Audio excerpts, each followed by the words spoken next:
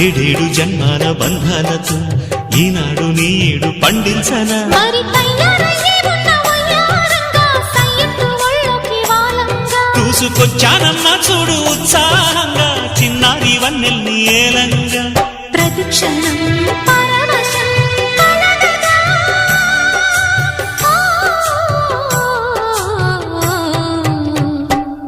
మనసా పలకవే మధుమాసపు కోయిలవై చెలివే తెలుపవే చిగురాశల గీతికవై